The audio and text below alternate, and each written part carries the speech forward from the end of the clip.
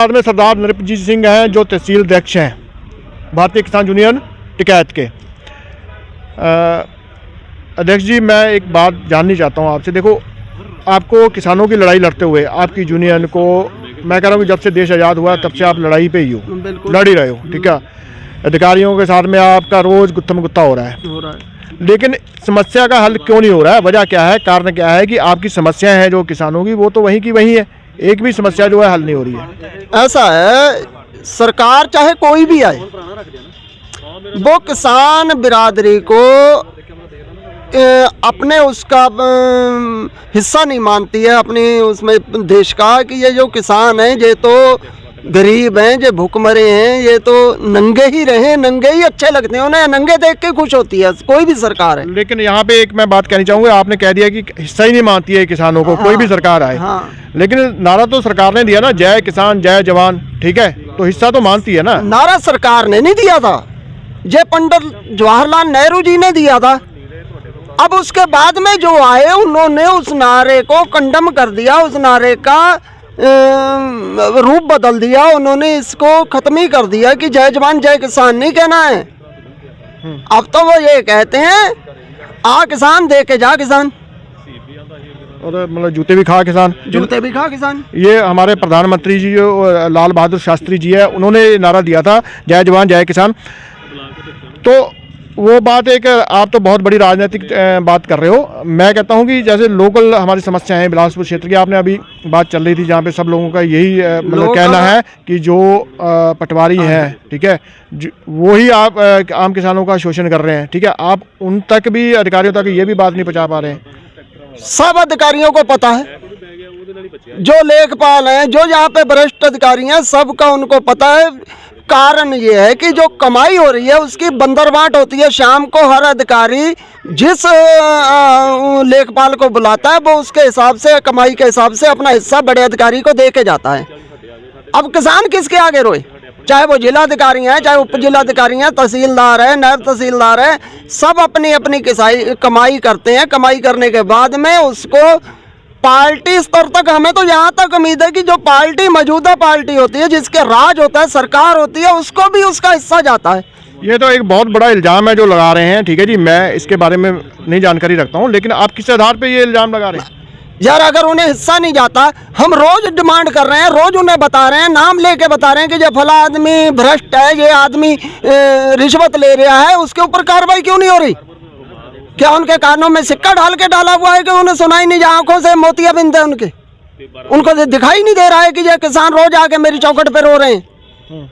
आज ये खोंदलपुर की समस्या है, बिल्कुल शहर के करीब में, तहसील के करीब में, उन्हें दिखाई नहीं दिया किसानों के हजारों एकड़ फसल में पानी घुस गया। लेखपाल क्या कर रहे हैं यहाँ पे? सिर्फ मोटी कमाई कर रहे हैं, किसी किसान की सुनी नहीं गई। वो आज रो रहे थे लोग, पूरी कॉलोनी में पानी पानी है। जब जरूरत होती है, जब मिलता नहीं, जब जरूरत नहीं है तो उनके खेतों का सत्यानाश। तो ये मोटी चमड़ी के अधिकारी हैं, इनके ऊपर राजनीतिक पार्टी के जो है उनका हाथ होता है। अधिकारी अपने आप को बड़ा बब्बर शेर मानता है कि मैं पार्टी से मिलकर चल रहा हूँ, मेरा कुछ नहीं होगा, ना मुझे कोई सस्पेंड करेगा, ना मुझे कोई हटा सकता है, ना मेरी जेब में से जो मैंने हराम की कमाई कर रहा हूँ वो निकाल सकता है, क्योंकि वो ऊपर लेवल तक जाती है चंदे के रूप में। तो इसीलिए यहाँ पे भ्रष्टाचार है। हमारा काम है कि हमारे साथ में जाती होती है, हम रोते हैं, तहसील में आके अधिकारियों को कहते हैं, अधिकारी कब सुन रहे हैं? एक मामला आया, मैंने एसडीएम महोदय को तहसील दिवस में लिखित में दिया कि जो पूर्ति विभाग है उन्होंने हमारा डाटा बेच दिया। हमारे राशन कार्ड उत्तराखंड में, महाराष्ट्र में, पता नहीं कहाँ कहाँ जाके बन गए लोगों के। आप किसानों का डाटा, आम गांव वालों का? हाँ, पूर्ति विभाग ने यहाँ से डाटा बेच दिया। और वो बेचा कहाँ? उत्तराखंड के अधिकारियों से मिलके या अदर बिहार तक जाके कार्ड बन गए। अब जब मैंने उनसे बात करी तो कह रहे हैं पहले वहाँ जाके नाम कटवा के आओ। अच्छा, मैंने कहा हम बनवाने गए थे, वहाँ जाके नाम कटवा के आए। लेकिन ना यहाँ पे हमने बनवाना होता है, यहाँ पे तो बन नहीं रहा है। आधार कार्ड इन्हें दिए थे ना, इन्होंने जाके वहाँ पे हमारा डाटा बेच के वहाँ पे मोटी कमाई करी। जब मोटी चमड़ी के अधिकारी ऐसे नहीं सुधरेंगे, इनके तो नहीं, उसका डाटा बेचने का आपने कोई इंक्वायरी करवाई या करी? कौन मुख्य दोषी है? अरे एसडीएम महोदय को मैंने लिखित में दिया, अपने पैड पे दिया लेकिन उन्होंने लेके रख लिया किसी अधिकारी के ऊपर। क्यों नहीं पूर्ति विभाग के सभी के कार्यालय के कर्मचारियों को सस्पेंड क्यों नहीं करा? उसकी जांच क्यों नहीं हुई? सिर्फ सारे मिलके खा रहे हैं ना। पूर्ति विभाग का करोड़ों रुपए नहीं अरबों रुपए का दोनों सरकारों को, उत्तराखंड सरकार और यूपी सरकार, दोनों सरकारों को अरबों रुपए का नुकसान है। क्यों? वहां पे तो राशन ही बहुत है। मेरा कार्ड खुद बना हुआ है उत्तराखंड में। वो जो आपका कार्ड बना आपके नाम से राशन निकाल के बेचा जा रहा है, वहाँ बेचा जा रहा है। यहाँ पे मैं मांग करता हूँ, कहते पहले वहाँ जाके कटवा के आओ। भाई जब मैं बनवाने गया मैं कटवाने क्यों जाऊँ? ये तो एक बहुत जो बात आप कर रहे हैं बहुत बड़ा स्कैम हो सकता है। ये नेशनल लेवल के ऊपर हो सकता है। अधिकारियों को, सरकार को इसके ऊपर ध्यान देने की जरूरत है कि एक बंदे के नाम से 2 अलग अलग स्टेटों में राशन कार्ड बने हुए हैं, वहाँ पे उनके नाम का राशन लेके वो कौन लोग खा रहे हैं, ये तो सोचने की बात है। बिहार में है, पूर्णिया में है। अच्छा जी। हाँ जी, यहाँ के बिलासपुर के लोगों के राशन कार्ड पूर्णिया में बने हुए हैं, मधुबनी में बने हुए हैं, महाराष्ट्र में बने हुए हैं, उत्तराखंड में पिथौरागढ़ ऊपर तक बने हुए हैं। वो वहाँ बनवाने गए थे, इन्होंने हमारा डाटा बेचा है। और हमें यह भी अब शक हो रहा है कि आगे को जैसे हमारे बैंकों में आधार कार्ड लगे हुए हैं, इसमें किसी की रिस्पॉन्सिबिलिटी नहीं है कि उनका पारदर्शिता रखे, उन्हें छुपा के रखे। वो विभाग हमारे आधार कार्डों का दुरुपयोग कर रहे हैं। सिम लेते हैं या हम रेलवे से टिकट लेते हैं या हम कहीं भी आधार कार्ड अनिवार्य है। अब यहाँ भी अनिवार्य है, तो वो हमने तो इन्हें दिया था ना, उन्हें थोड़ी दिया था। लेकिन उन्होंने मिल के करोड़ों रुपए अरबों रुपए लेके दोनों सरकारों को चूना लगाया। उत्तराखंड सरकार को अलग लगाया जा रहा है और यूपी सरकार को अलग। ये पूर्ति विभाग का काम है और मैंने संज्ञान में ला दिया। क्या करा इन्होंने? 1 महीना हो गया इस बात को चलते हुए। उनकी कार्यशैली जो है उसको लेके आप ये इतना बड़ा इल्जाम लगा रहे हैं। कार्यशैली नहीं, मैं इनके कारनामे बता रहा हूँ कि ये कारनामे क्या क्या हो रहे हैं तहसील बिलासपुर में। एक यही नहीं है कि लेखपाल भ्रष्ट हैं, एक खतौनी विभाग है तहसीलदार के बिल्कुल जस्ट बैक साइड में। एक खतौनी निकलवाने जाओ 20 रुपए लेते हैं, जो 2 रुपए का कागज है। प्रशासन ने 2.5 रुपए कीमत तय करी हुई है। और एक किसान को अगर उसके 4 घाटे हैं तो 4 घाटों का 100 रुपए देना पड़ता है और 200 रुपए लेखपाल को देगा उसका खतरा बनवाने के लिए। वो खसरा, वो जो 20 रुपए लिए जा रहे हैं वो तो सरकार के खाते में जाते होंगे ना।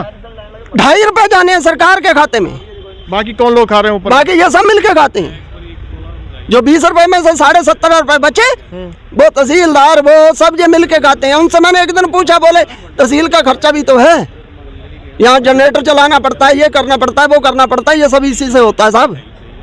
नहीं, जो यहाँ का बिजली का खर्चा है, डीजल का खर्चा है या जनरेटर का खर्चा, वो तो सरकार देती होगी ना, क्योंकि सरकार के ये ऑफिस बनाए हुए हैं, सरकार ने सुविधाएं दे रखी हैं अधिकारियों के लिए, तो वो तो सरकार की जेब से आता होगा। सरकार की जेब से जाता होता तो फिर हमारी जेब से क्यों लेते वो? अब तो और बढ़ा दिया, हर घाटे का अलग कर दिया। घाटे जितने घाटे उतने पैसे। पहले तो एक खतौनी में 4 नाम थे तो 20 रुपए में निकल जाती थी, अब 80 रुपए में निकलती है या 100 रुपए में। और फिर 200 रुपए उसको लेखपाल को दो, उसका खसरा बनवाओ।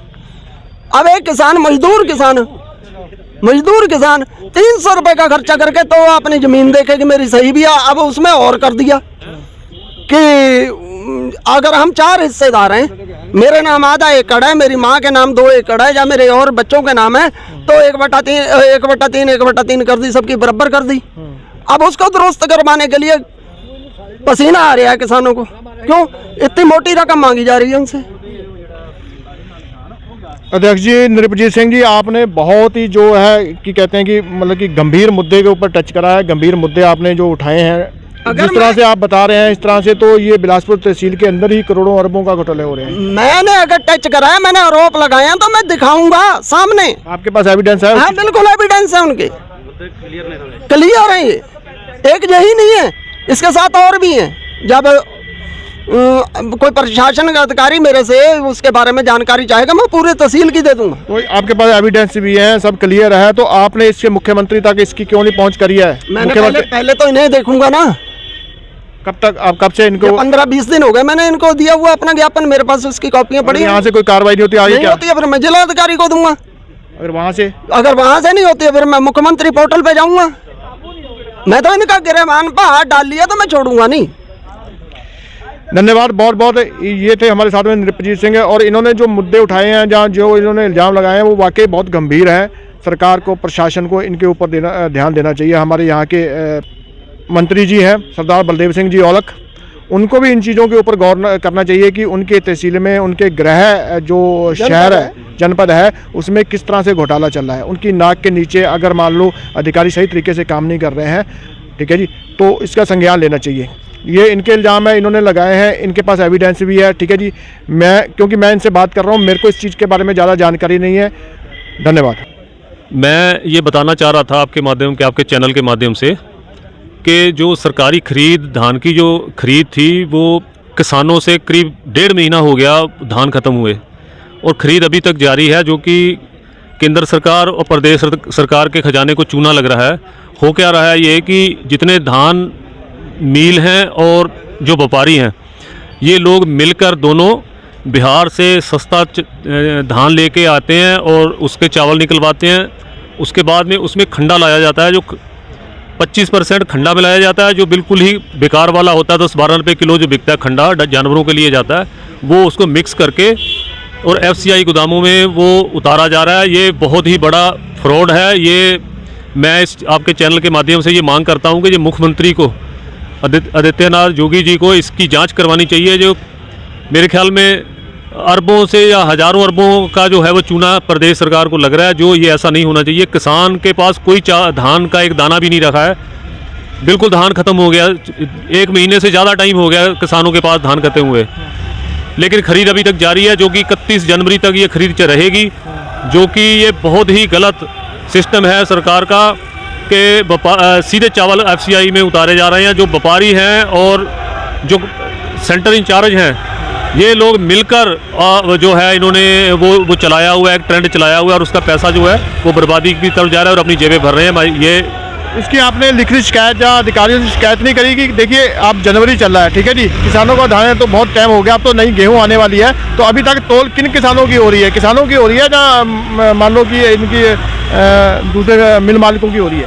तोल जो है वो सिर्फ चावल, कोई चावल धान की तोल नहीं हो रही। ये चावल, सीधे चावल जो हैं वो चावल जो हैं वो आ रहे हैं उससे मिलों से, और सीधे FCI उसमें गोदामों पर चावल सीधा उतर रहा है, जिससे कोई धान, सिर्फ पेपर जो है वो पेपरों में भी इतना धांधली हो रही है कि उसमें खतौनी किसी की लगाई जा रही है, अकाउंट किसी का लगाया जा रहा है, आधार कार्ड किसी का लगाया जा रहा है। जो यहाँ रजिस्ट्रेशन करने के लिए बिलासपुर, खास करके बिलासपुर और शाहबाद तहसील में जो लोग बैठे हुए हैं, वो 1-1 हज़ार रुपया लेके आड़तियों से और किसानों की वो फर्जी जो है आईडियाँ बनाकर और उसमें पेमेंट करवा रहे हैं। ये बहुत बड़ा विषय है, इसकी जांच होनी चाहिए।